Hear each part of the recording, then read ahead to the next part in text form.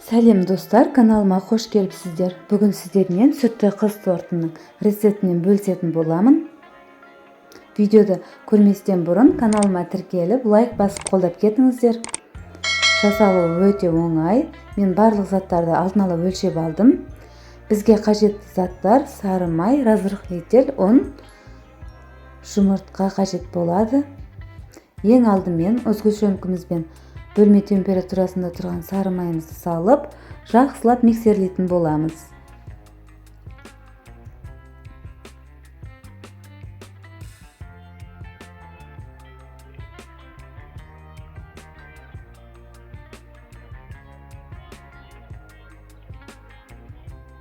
Енді жұмыртқамызды салып, және миксерлеп аламыз.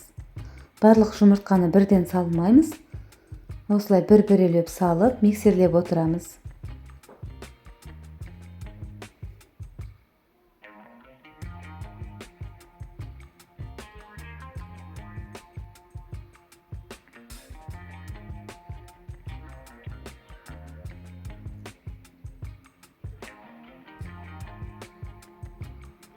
Енді ұнымызға разрыхлитель салып, електен өткізетін боламыз.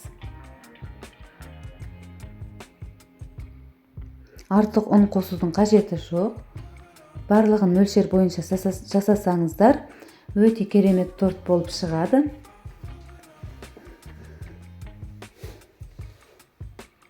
Оның түйіршіктері қалмау керек. Барлығын жақсылап миксерлеп, осындай тесто дайын болады.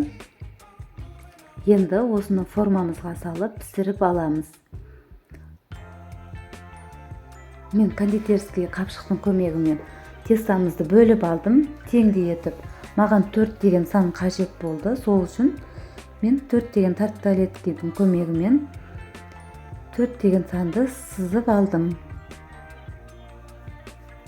Қызып тұрған пеште 180 градуста піседі. 6-7 минутта пісіп шығады. Енді біз кремін дайындайтын боламыз.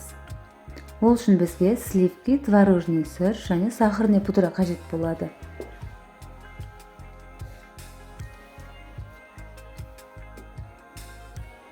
Миксердің көмегімен жақсылап миксерлейміз. Миксердің ең төменгі жылдамдығынан бастаймыз.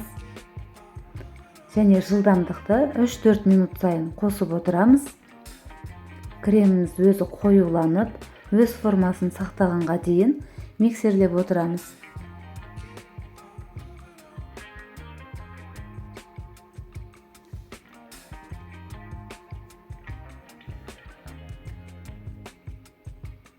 Біздің коржиктарымыз дайын.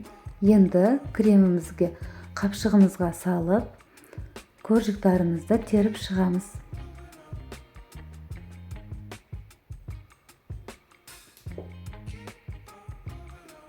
Мен вупи пайдың насадкасын таңдадым.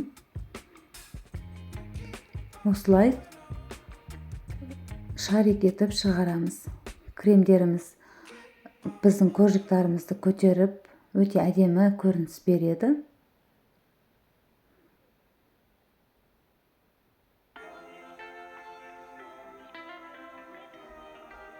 Барлық коржиктарымызды осылай бір-бірелеп теріп, крем арасына жағып, теріп шығатын боламыз.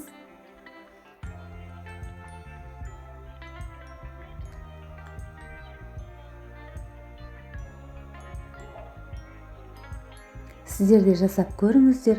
Жасалуы өте оңай, әрі ең тәтті торт.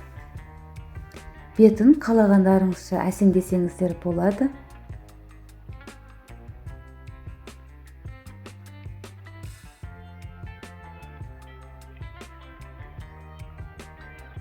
Шығыны аз, өте керемет торт.